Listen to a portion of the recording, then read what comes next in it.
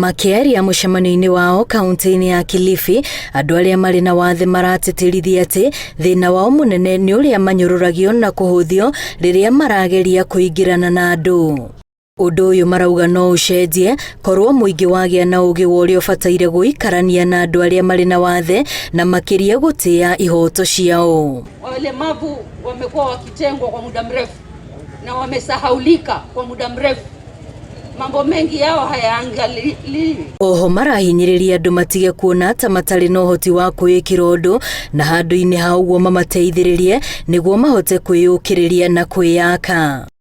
Ona kuri uguo no magathiririe andu aria makoretwo makimanyita guoko na kumahe uteithio wa indo itiganite cia kumateithiriria gutwarithia miturire yao na mbere. Right now life is hard enough in Kilifi with the drought and the lack of food and the rainfall.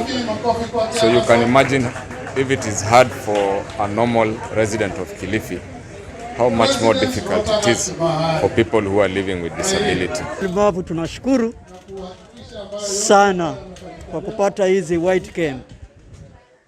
Kwa sababu mimi nikitembea, nikifanya hivi, ninaelewa njia mara moja. Uteithio uyu urongoreirio andu aria mari na wathe kuma icigo-ini iria igumirwo ni ng'aragu kaunti-ini ya Kilifi.